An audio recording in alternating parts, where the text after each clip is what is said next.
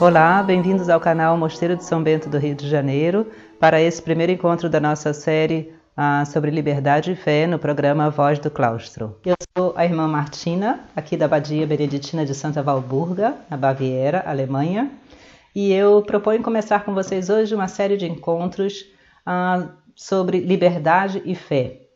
Eu queria basear esses encontros curtos, cada um deles, em valores que nós, aqui na nossa vida monástica, na nossa vida no mosteiro, temos e naturalmente cultivamos como essenciais, e que, no entanto, são valores tão simples e tão básicos do cristianismo que eles podem e devem ajudar também as pessoas que vivem no mundo e que querem, de alguma forma, intensificar ou fazer mais autêntica a sua vida cristã. Deus, nós cremos, criou cada um de nós e, portanto, Ele tem para cada um de nós, seja onde nós estivermos, uma missão, uma vocação, ou no mosteiro, ou na família, ou no trabalho, na ciência, na escola, no hospital, onde quer que seja, Deus nos chama constantemente à santidade. A santidade não é, como muita gente hoje pensa, ter visões extraordinárias e fazer coisas grandiosas. Não, a santidade é simplesmente a correspondência a esse amor que Deus mesmo, em primeiro lugar, tem por nós. Os santos são pessoas com defeitos, os santos são pessoas que precisam constantemente se arrepender, que precisam constantemente recomeçar, e o que distingue os santos é justamente essa fidelidade, até o fim da vida, procurar da melhor forma possível, com sinceridade de coração e com total entrega de vida, responder dentro das suas circunstâncias, dentro da sua realidade, dentro do seu contexto, a esse amor que Deus oferece a nós. Aqui atrás de mim a gente vê essa tapeçaria tão bonita feita por uma das nossas irmãs velhinhas, que mostra Jesus na cruz, e essa imagem sempre nos lembra que Deus veio até nós. Ele é que se faz alcançável, Ele é que se fez homem e que sofreu e que conheceu os sofrimentos da vida, as dificuldades da vida e acabou morrendo, enfim, numa morte tão cruel para depois ressuscitar e dizer a gente que essas dificuldades e esse sofrimento da vida não são a última palavra, não são tudo, são apenas um caminho para chegar até a alegria perfeita, até a vida eterna, até o amor de Deus. O Papa Francisco nos lembra sempre que Deus nunca se cansa de nós é que nos cansamos dele. Ele está sempre lá, em qualquer época, em qualquer tempo, dentro de quaisquer sofrimentos e dificuldades. A gente aqui, geralmente pelos nossos próprios erros e também pelas dificuldades da vida, acaba achando que ele não existe, ou que se ele existe, ele não se lembra de mim, ou que o que ele pede é impossível de eu fazer. Mas nada disso é verdade, o Papa nos diz. Deus está muito mais perto de nós do que nós mesmos reconhecemos ou enxergamos. Ele está lá dentro do nosso coração, lá dentro da nossa vida, lá naquele interior nosso que às vezes mais sofre e mais dificuldades tem. Lá Deus está, e está junto conosco sempre e nos chama sempre até a hora da morte a simplesmente corresponder a esse amor dele. É preciso, então, que a gente viva esse amor. A gente tome tempo, e esses tempos agora da pandemia talvez sejam propícios para isso. A gente tome tempo para, de alguma forma, olhar melhor, enxergar melhor esse amor que Deus tem por nós e tentar, da forma imperfeita que a gente consegue fazer, não se importa para Deus, tentar corresponder a esse amor. Eu queria começar assim. São Bento, sua beneditina, diz no prólogo da sua regra uma frase assim: antes de começar qualquer boa obra, nós devemos pedir a bênção de Deus. A frase parece tão banal, tão simples, e, no entanto, é tão profunda e tão importante. Vou pensar nela durante um momento. Antes de começar qualquer boa obra. Veja bem, quando São Bento diz antes de começar qualquer boa obra, ele está automaticamente implicando que nós podemos e devemos, nós mesmos, começarmos, planejarmos e ter intenções com relação à nossa própria vida. Essa ideia que muitas pessoas fazem do cristianismo de que O cristão deve ser passivo, não fazer nada, esperar que Deus faça tudo por ele. Essa ideia não é como perigosa. Nós cristãos temos e afirmamos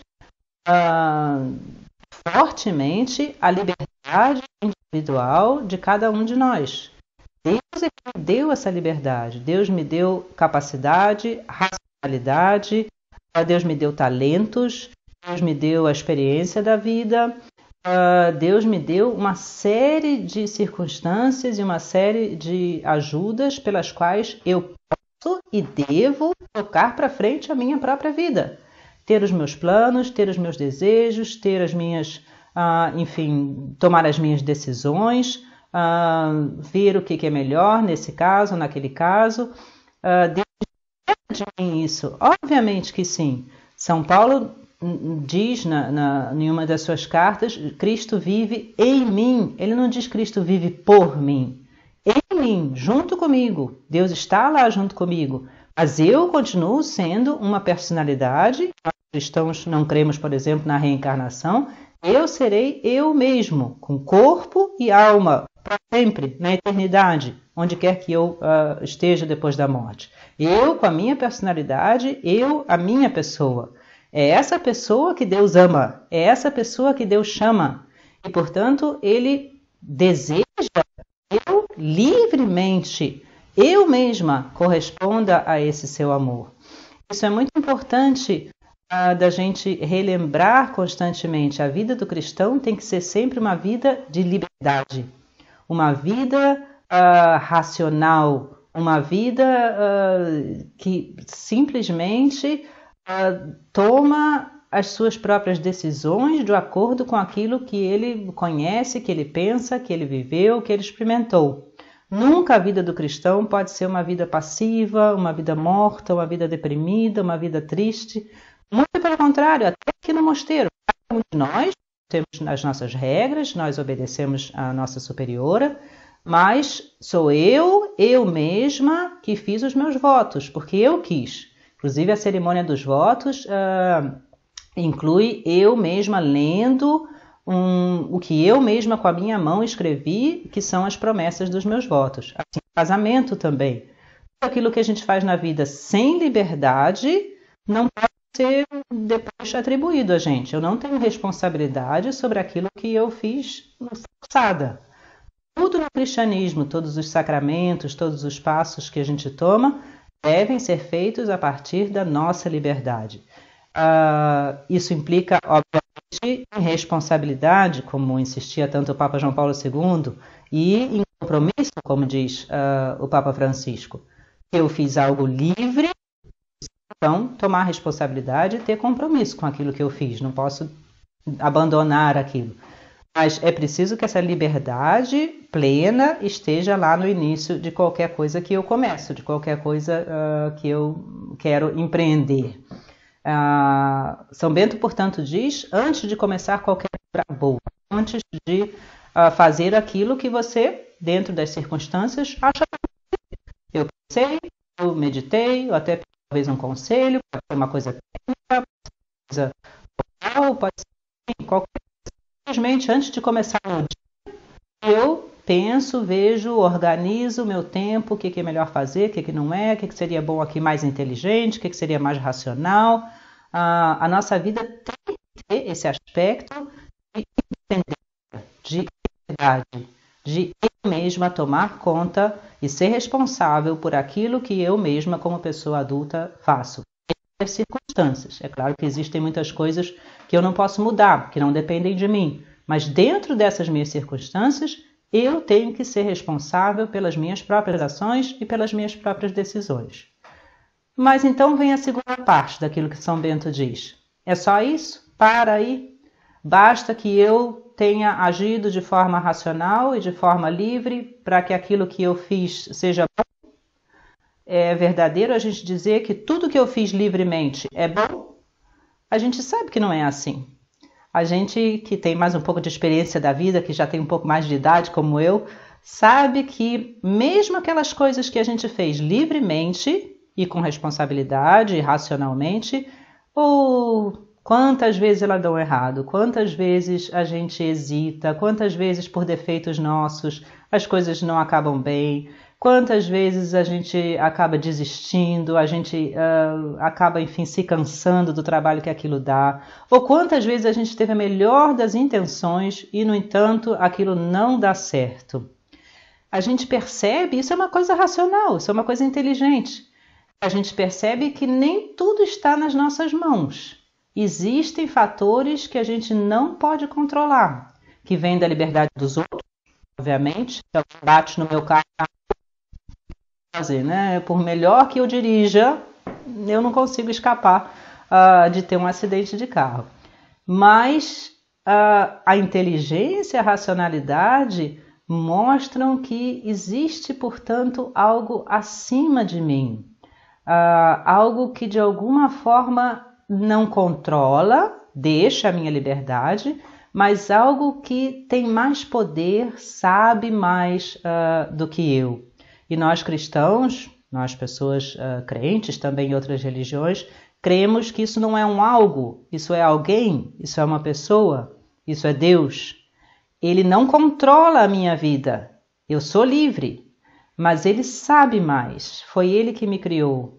Ele me ama mais do que eu própria me amo. Ele me chama a algo que é melhor do que aquilo que eu mesma posso imaginar. Ele existe, Ele está lá. Se a gente corre de um lado para o outro e procura Deus no barulho e na atividade, a gente geralmente não encontra. Mas se a gente fica quieto, principalmente nos momentos de sofrimento, se a gente consegue entrar em si mesmo, por assim dizer, e ver lá no fundo do coração, a gente geralmente escuta essa voz quieta, suave, como diz a passagem tão bonita do profeta Elias. Deus não está no vulcão, no terremoto, na tempestade.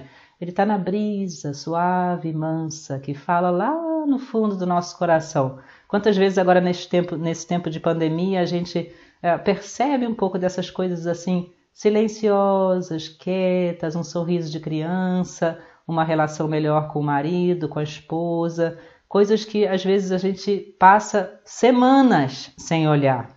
A nossa vida no mosteiro, justamente por isso, é mais quieta e mais tranquila, para que a gente se acostume a olhar, a contemplar, isso aqui é a contemplação, essas realidades que ficam às vezes escondidas por detrás do barulho e da enfim, confusão da nossa vida no mundo, que não são ruins em si, mas que às vezes podem justamente esconder as coisas melhores.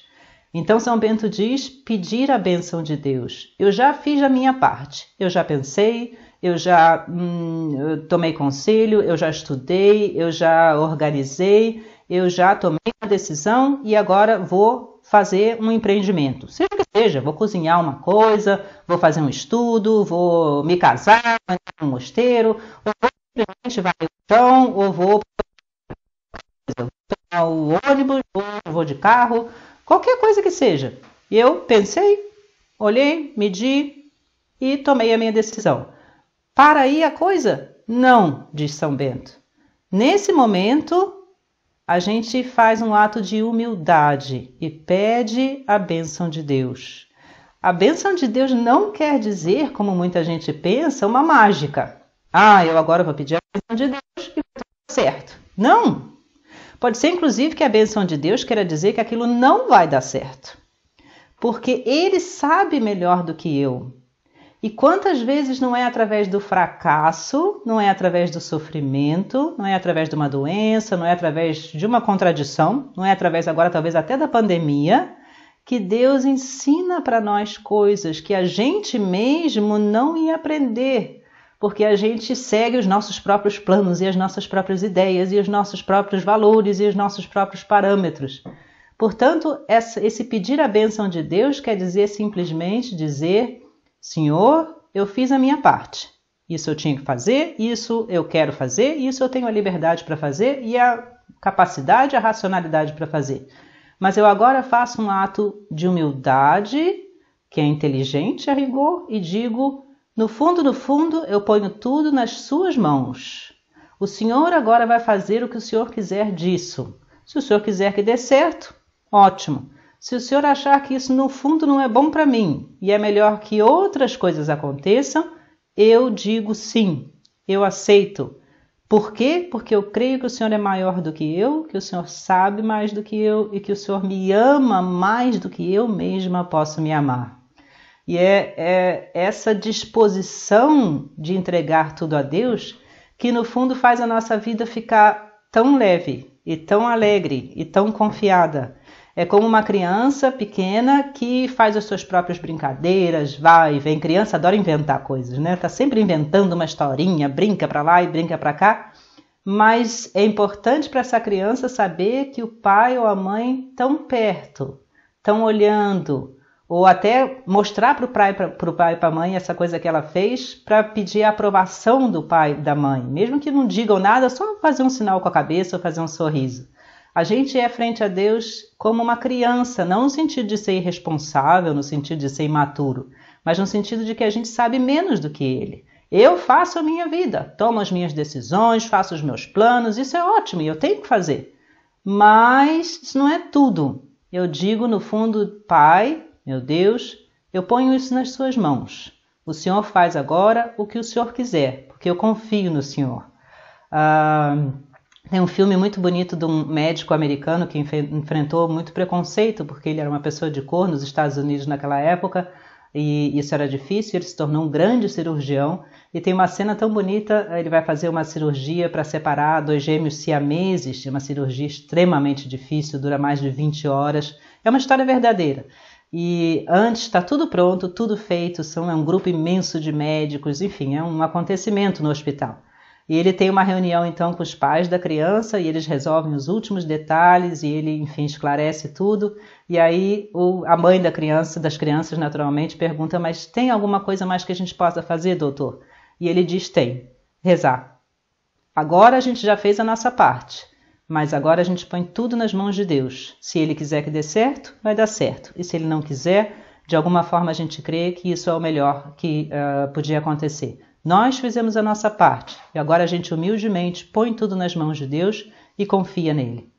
E é curioso, para terminar, o orgulho, quando a gente diz eu posso tudo e eu sei tudo, no fim levam à depressão e à solidão. A gente, quando é orgulhoso, está sempre meio deprimido, está sempre meio triste, está sempre sozinho. E a humildade, que parece tão fraca e parece coisa de gente que não tem força, no fundo é muito mais forte. A humildade é que dá para a gente a confiança, a alegria, a força. A pessoa que perante Deus é humilde, no fundo é como uma criança que se sente segura perto do pai e da mãe. E a pessoa que é orgulhosa, que acha que sabe tudo sozinha e pode tudo sozinha, no fundo geralmente acaba deprimido e acaba sozinho. Vamos seguir então o conselho de São Bento, seja no mosteiro, seja na nossa vida no mundo, vamos fazer o melhor que a gente puder com as nossas capacidades e com a nossa liberdade. Mas no fim, vamos pôr tudo sempre nas mãos de Deus e dizer, Senhor, o Senhor sabe mais do que eu, o Senhor me criou, o Senhor me ama, o Senhor me chama. E, portanto, tudo que eu faço, toda a minha vida, o meu dia, desde as pequenas coisas até as grandes coisas, são todas entregues ao Senhor, às suas mãos. Deus nos abençoe a todos, até o nosso próximo encontro e espero que a gente possa, enfim, tirar dessas nossas reuniões. Um grande abraço.